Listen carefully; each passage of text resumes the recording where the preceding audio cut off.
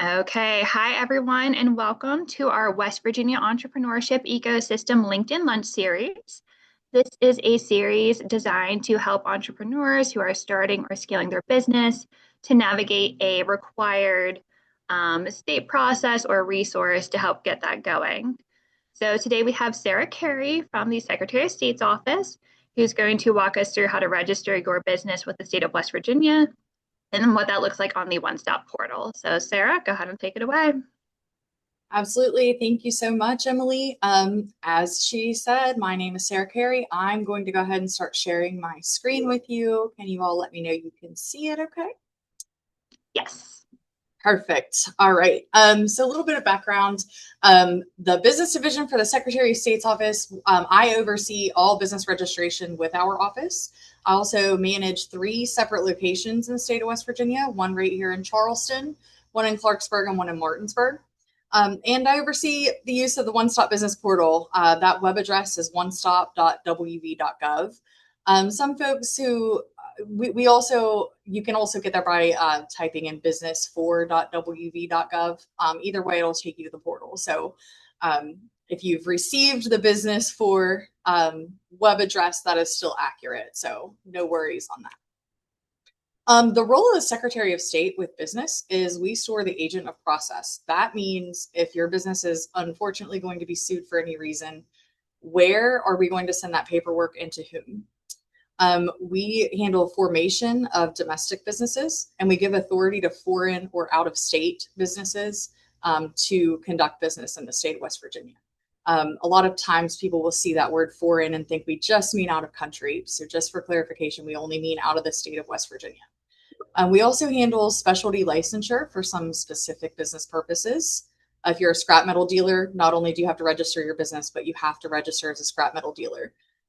Same is true for litigation financer and charitable organizations. So if you're a charity, so all charities are nonprofits, but not all nonprofits are charities. And we can, send you over some more information on if you think you're a charity and what those qualifications are, if you have questions, if you are considering taking donations within the state. We also have registered notaries and marriage celebrants. A marriage celebrant is somebody who is given permission to marry people. We currently have over 170,000 businesses registered with the Secretary of State's office, and we registered over 18,000 new businesses in 2025 alone. That's a huge number, which is fantastic. I do want to point out that that number is only registered with the Secretary of State. We're going to get into that in a moment, but there are certain business structures that do not register with the Secretary of State at all. They only register with the state tax division. So that would be a sole proprietor, general partnership, and some associations. We love using technology to try to help folks register their businesses. 2 of the things that are nationally recognized at this point, and we're national award winners, were our Business Startup Wizard, which we won an award for in 2019 internationally. And next is our Solo Virtual Assistant. So through the West Virginia OneStop Business Portal, you can file anytime, and some of those filings process automatically once you're already registered. So if you're changing your officers or you need to file an annual report, then those things will process automatically. You can also access the Business Startup Wizard from that website, and it walks you through and gives you some helpful tips and pointers about business structures and things of that nature if you're really not sure what type of structure you want to be. Our Solo Virtual Assistant assists you as well with business filings. It is the first use of AI in West Virginia government, and we are actively updating it with new technologies and capabilities. The Solo Virtual Assistant is found at wvsos.gov. You can literally type in a question and ask it a question at any time. And there are some kind of quick links that you can use that are helpful, that are kind of frequently asked questions that we get. So whenever you log on there, if you really don't know where to start, you can use some of those quick links to try to help you through. Most common business types in West Virginia are LLCs, which are $100 to start with a Secretary of State. They're an additional $30 to register for your business license, which is issued by the state tax division. So we actually don't issue your business license itself.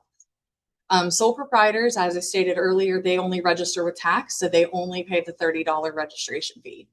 A for-profit corporation is also $100, and nonprofit corporations are $25. Foreign businesses that we discussed earlier, they do have some different fees, but they do register similar information with our office. You can get so certain businesses have to have an FEIN, which is issued to you by the IRS. You can get it for free by going directly to irs.gov. That's important because if you just try to do a Google search for how to obtain an FEIN, there are a lot of third-party vendors that will try to help you get that FEIN, but they are going to charge you money. So please note that you can do it for free by yourself on irs.gov. You only need to obtain an FEIN if you have more than one owner for your business or W-2 employees. Otherwise, you can use your social. We offer at the Secretary of State's office 2 separate waivers to that $100 registration fee if you're an LLC. The Boots to Business waiver is specific for veterans. It's going to waive the initial registration fee and the first 4 years of your annual report fees. Veteran owned means that it is at least 51% owned by a veteran, an active military member, or the spouse of a veteran or active military member. We also offer the Young Entrepreneur Act. It waives the initial registration fee only for our most common business types. So that's included for corporations and whatnot. It also, the qualification is that it must be 51% or more owned by the individual who is a West Virginia resident under the age of 30. So this kind of excludes some of the foreign registrations, but we're trying to help some younger folks get started in business pretty easily. Once you've registered your business, which I promise I'm going to get to how to go about that, if you're an LLC or a corporation, you would be required to file an annual report with our office every year. Even if you qualify for the Boots to Business waiver to where we're going to waive your fee, we still need your report. So the report just confirms or updates your officers and addresses and contact information for the business. It's really important that we have the most up-to-date information for your business at all times in case we do need to reach out and contact you for any reason. The cost of an annual report is $25, and it is to be filed anywhere from January 1 to June 30th. If you try to file on July 1, you will have a late fee. If you don't file that annual report for 3 years, unfortunately, your business is revoked. And it can also be filed right on the OneStop business portal. Again, that is an automatic process. So there's no manual approval on our side whenever you file online. As I stated earlier, those third-party vendors, they're also going to attempt to help you file your annual report. Every year, they charge more and more money to try to help you do so. It's $25 with us directly. And this year we were receiving reports of third-party vendors charging $250. How can you tell if it's us or a third-party vendor? We will never send you anything in the mail that would be a form for you to fill out and return. We only send you reminder emails as a courtesy to let you know, hey, your annual report's due, please file that. But you won't receive an actual form in the mail from our office unless you call us and say, can you mail me one?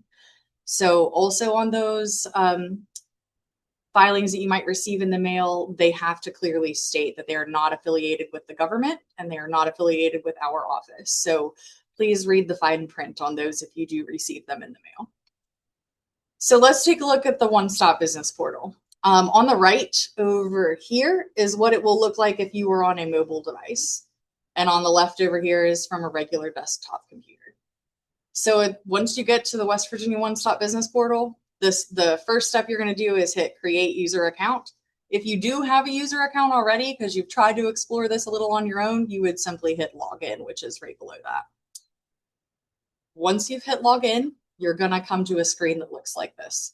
To register your business, you're just going to push register a business. The questions that it asks you on the website are smart, meaning it's going to go to the next question based on the answer to the question you just told it. So if you are filling out an LLC application, your questions may be a little bit different than if you're going through and you've selected that you're a sole proprietor. So just note that you may have different questions if you've started a business previously. You'll continue on through that entire application. It's very easy. It's what is your business name? You'll type in your business name. Who are your officers, your members, your managers? Are you at will or term? Those words, some of those things can be confusing if you've never looked into or operated a business before. Please feel free to reach out to all of our business specialists. I'm going to give you that phone number. It is 304-558-8000. Anyone who answers that phone call would be able to assist you if you have questions on what some of these words mean when you're going through your application. One of the also really good benefits I'll note with OneStop Business Portal is when you file with the Secretary of State's office by paper, you must also file by paper with all the other agencies necessary in the state of West Virginia. So that means the state tax division for your business license and Workforce West Virginia if you have employees. When you come to the OneStop Business Portal, it's only going to be one application and it's going to cover everything that you would need in the state. So going back to it being a smart application, if you do not have employees, you'll have to sign that you don't have employees, and that if you have them in the future, you would report that to Workforce West Virginia. However, it's not going to send your application there. So it'll know what agencies the filing needs to get to, and it'll take care of that for you. It also has the option on there. It'll ask you when you're starting an LLC if you have an FEIN. If you do not, it takes you to the irs.gov website automatically. So there's no guesswork on are you in the right place? It's going to take you there. So on this screen, I mentioned that after you start your business, you may have some other things that you need to take care of later on. Like, let's say that you want to bring in somebody to help you run the business. So you want to change your officers, or you started in Morgantown and now you want to move to Martinsburg, and you need to change your addresses. So you're still going to be able to utilize the OneStop Business Portal. Once you log in to onestop.wv.gov, you can simply select the Secretary of State button right here, and it gives you all of these extra options of things that you can do. So you can file your annual report. You can change those addresses and officers. You can file amendments if you want to change your name. You decided you don't like your name anymore and you want something different. You can do that. You can also register trade names. I do want to talk about trade names for just a brief moment because I think that they cause a little bit of confusion in the business community. A trade name is simply a nickname for your existing business. It gives you permission to advertise under a different name than your legal name. So if you think about a business as being your baby has a birth certificate, which is your articles of organization or articles of incorporation if you're a corporation. And that's the baby's birth certificate. And that's its legal name is whatever you've called it. But let's say you then give your baby a nickname. My daughter's name is Kaylee, and we call her Little Miss. So Little Miss does not change her legal name. However, if you file a trade name, you would have permission to legally call your baby whatever you want it to do. So I hope that makes sense. I try to make it a little funny when I talk about that, but sometimes folks get a little confused and they say, I have a business, but I also have a trade name, so it's a different business. It's not. Your trade name business purpose should really match the exact business purpose of the actual legal entity. So sometimes folks will want to say, well, I want to do, hair with my LLC, but then I want to do construction with my trade name. You really shouldn't try to do it that way. But this is the screen where you would do any of those subsequent filings once you're registered. You'll also note that there's a special message for cannabis organizations. I will note that anybody who is considered medical cannabis organization cannot use the OneStop Business Portal. It is against state code. So you unfortunately would have to do all of your filings by paper. And that's clearly noted when you first go to the OneStop Business Portal. There's a pop-up you have to actually close out of that tells you, don't come here. It's not the right place. We do offer expedited service options through Secretary of State. Our standard turnaround time is 5 to 7 business days, but maybe you need this faster. This will not get you your business license faster from the state tax division, but it will get your filing to the state tax division faster. So in addition to your regular $100 LLC fee for 24-hour service, you would pay an additional $25. We offer 2-hour and 1-hour options as well. People do utilize this. Sometimes people really just need their business registered today. So those options are at the end of the filing online. And you can just select which one you would like. If you decline expedited service, your turnaround time is 5 to 7 business days. Always also check with your county and local government for any additional registrations you might need to conduct. So you may need to register for a contractor's license with the labor board, but also if you're going to be conducting business within the city of Charleston, for example, you would also need a city business license from them. So we are not your final step. Neither is the tax division. Depends on where you're going to be conducting work. Please reach out to those counties and municipalities independently. Some businesses also would require approval from a professional licensing board before we can approve your business. That would be engineering, attorneys, doctors, all these people that we in the public want to trust that you know what you're doing. If I'm going to hire you to build me a house, I want to know that you're an engineer. So those are additional licensure that we might require. It'll be very clear on your application when you're applying online. If we need additional information from you, it will request it at that time. When you are ready for your first employee, 2 to 3 weeks prior to that start date, inform West Virginia Tax Division and inform Workforce West Virginia for unemployment. If you start an activity in another state, so maybe you live in Parkersburg and you want to conduct business across the river in Ohio, you also need to register with Ohio, so you'll want to contact them as well.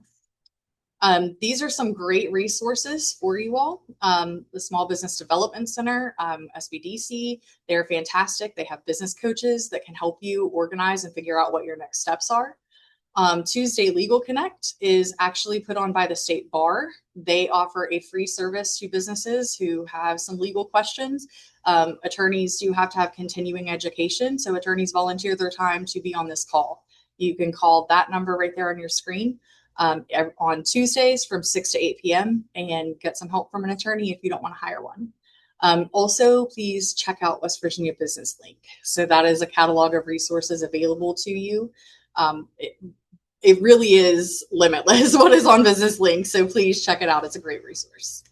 But if there are any questions, I would be happy to answer some. Otherwise, I'm going to kick it back to you and stop sharing my screen, Emily. Thank you. Great. Thank you so much for sharing those resources, Sarah. And we do have a question in the chat, and I have some questions as well. So if you're okay getting into those. Absolutely. So Bruce asked, for trade name, say my business name was Bruce's Butcher Shop, and I list a trade name that way, but over time the public refers to the business as Bruce's. And do I need to list that as an additional trade name? Sure. So if the public is just calling you that, that's okay. The thing that matters and what's most important is, what does your signage say? What does your website say? If you're going to put an ad on a billboard, for example, you would definitely want to make sure that it is listed correctly with what you're allowed to utilize. But the public just calling you that would not trigger any sort of issue. Thank you. So what documents or materials do you recommend having ready before going into OneStop to start the filing? Because having to write out like the articles of incorporation or organization, what do you recommend going in prepared with? Absolutely. So really, it's just information that you would know. You know what you want to call your business. You know where you're going to be located or what your addresses are. It's not going to ask you for anything additional that when you say, I want to start a business, like your business purpose, what type of business are you starting? You kind of know that ahead of time. There's not really anything that you would need to bring with you or have in front of you, other than maybe your social security number if you don't know what that is. But otherwise, it's pretty simple when you go on there. I think that the questions are pretty simple to be answered. Do you have any recommendations for writing out like the business purpose and stuff like that? Do you have any resources for if I need help writing those to go in prepared? So a lot of folks do think that we need some sort of big, long paragraph of like, this is what I need to do. Mm-hmm. The business purpose could be as simple as retail sales. That's okay. We only need to know, like, it has to be descriptive. It can't be, I want to start a business in West Virginia. The real question is, what's your business going to be doing? So if you can summarize that in a couple of words, feel free to do so. If it does take a paragraph for you to do that, please feel free to do that as well. But really, we are just looking for, get straight to the point. What are you doing in this business? Okay. I didn't know that. I thought it would have to be a little more like long-winded for some reason. It just feels very like mighty. And then you mentioned that you can make changes to like people involved in your business through the OneStop portal there. Am I able to change the type of business that I am? Like if I start as a partnership and now I'm not a partnership anymore, is that the same process? So when you're changing a business structure, it's not Hmm. the same process, and none Okay. of those can actually be done on the OneStop portal. It really depends on what you are changing from and what you are going to, if we offer what's called a conversion. Hmm. And a lot of people, you mentioned partnerships specifically, so I will talk about that for a moment. A lot of people think that if they have two people, they're a partnership. And that's not necessarily true. You can be an LLC that has multiple members.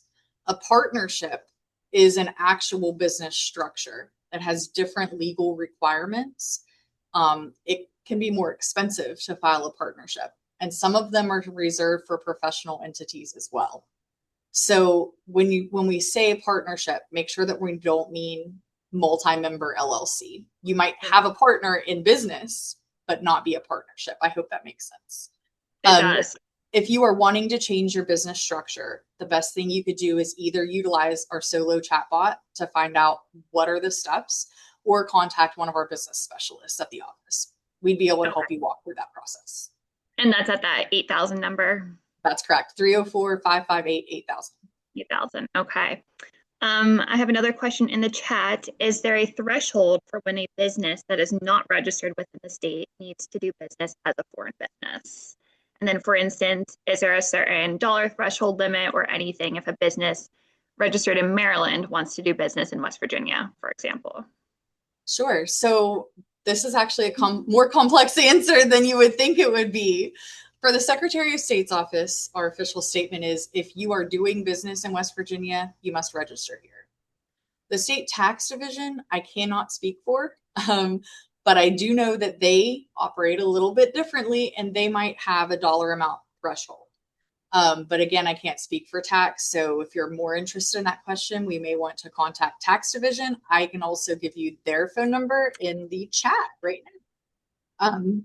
Sarah, I'm thinking from the perspective, and sorry, Emily, like we've got a lot of tech companies, right, that are, it's a little harder when you're not a brick and mortar to know where your customers are. Like that looks different. So I was just seeing if there was any way to articulate when does a company that doesn't necessarily have a brick and mortar location need to start registering with other states when they're doing business? Gotcha.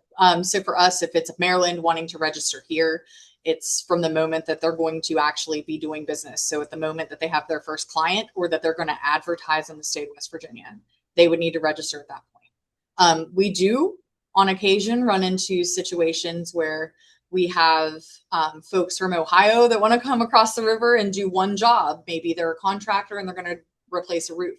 We do offer exemptions for foreign businesses to register here under certain circumstances. If they are conducting interstate commerce, which would really just be, maybe there's, a wine distributor that wants to sell their wine in West Virginia, they would qualify for an exemption for that purpose under interstate commerce. We also offer an exemption in the case of the roofing company doing a roofing job in Parkersburg, for example. They could qualify under an exemption as long as their business activities are lasting less than 30 days for a set 30-day period. So there are several different reasons that a foreign entity could qualify for an exemption with our office. And that's also one of the questions that they will encounter on the OneStop business portal. Do you think you qualify for an exemption? Another question in the chat here. Just to clarify, the OneStop portal will take care of everything. So for example, if I'm a retail business registering as an LLC and I'll be collecting sales tax, we'll have employees, Will all the appropriate offices, such as tax department, workforce registration requirements, be met? Also, the business license, is that different from the business registration? The way I understand it is the business license is issued by the tax department. Is that correct? Yes. So when you are registering your business on the OneStop business portal, it will go to all of the agencies that's necessary. So it will come to the Secretary of State's office first. Once we approve it, that application is automatically sent on to the tax division and Workforce West Virginia if that's applicable. As far as the business license, business registration certificate is the actual legal name for a business license. So a lot of times people see business registration and business license as two separate things, and that's actually one and the same. We say you are registering your business with the Secretary of State's office, but what you're actually doing here is filing your articles of organization or articles of incorporation. And we do not issue the business registration certificate, which is your business license. I hope that that's helpful. It is issued by the state tax department. Okay. Is there a way to flag if we are non-compliant in the Secretary of State requirements? Is that just the annual reports? So there are several different non-compliance specifically would be that you did not file your annual report. We do have a public side database where you can search a business and find out if they are compliant. It's on WVSOS.gov under business search, business entity search. You can type in the name of a business to see if they are compliant or not. It will have a bright red flag at the top that says not in compliance. If you see a business that's not in compliance, it simply means that they need to file that annual report. There are some other circumstances you may run across if you are looking into an entity. If you ever see R for revoked, that means that most cases, it means that they did not file an annual report for 3 years and we had to administratively dissolve them. There are some other cases that we can revoke a business. For example, a material misrepresentation by the business, or maybe it was reported to us as fraudulent. Or maybe they're a professional, like an engineer, and the Board of Engineers has revoked their professional license for some reason. We would revoke on those grounds as well. And are nonprofits considered businesses in this situation through the Secretary of State? It's the same process. So if you're a nonprofit, you do all these same things. Absolutely. So when we talk about businesses in West Virginia, we mean both for-profit and nonprofit. They are all businesses. Mm-hmm. Nonprofit also, a lot of times people will say, well, I'm a nonprofit. That's awesome. It's a type of class. It's called a business class, for-profit or nonprofit. But there are actually several different business structures that are all nonprofit, meaning corporation, voluntary association, unincorporated nonprofit association, and most recently, DUNA, decentralized unincorporated nonprofit association. I know that's a lot. It's overwhelming. I apologize. Just want to cover it all. So when referencing if you are for-profit or nonprofit, it's simply telling us that you are a business that is either making money or doing nonprofit purposes. But that's not about your business structure. Mm-hmm. Hopefully. And can you speak? Yes, it does. Thank you. Can you speak to the difference between a DBA and a trade name? Absolutely. So those words are actually interchangeable. For our purpose, we call them a trade name. State Tax Division calls them a DBA. However, the majority of the public calls a sole proprietor a DBA, because a sole proprietor is kind of like incorporating yourself. You are making yourself a business, but what do you want to advertise as? So you create a DBA under your sole proprietor, which is what you want to advertise as. But those words in general are completely interchangeable. It just means it's a nickname for your business, whether that be a sole proprietor or an LLC. Another question. I was told an LLC was recognized by the state, but not by the federal government. If so, how should that be handled? That's actually a really good question, Bruce. I have not really dug into anything federal government wise on LLCs, if I'm being honest. I know that they're issued FEINs, so I'm not sure when you say they're not recognized exactly what you mean there. But I unfortunately can't speak for the federal government either. They are within West Virginia State Code as a business structure, but I'm not sure. I can't really speak for the IRS. I would recommend, and Bruce, I'm happy to, if you would like a connection, I think RCAC Apex Accelerator would be able to maybe help support some of that question because they're focused on federal procurement if you need a contact there. Okay. I think that is at our time. So if we don't have any more questions, I do appreciate the questions that were dropped in the chat. Sarah, I appreciate you going through the spam concerns. I know I've received a lot of those letters before, and we get the emails from your office saying, like, don't recognize these. And I've used the YEA multiple times. I think it's a fantastic resource. I've even used the Rush service because I did need my nonprofit filed that day. So all really great resources in a very helpful office. We appreciate you coming on today. Well, thank you for having me. It's been a pleasure. Cool. Thank you. Thank you. All right. Bye, Thanks, everyone. Sarah. Bye, all. Bye. Bye.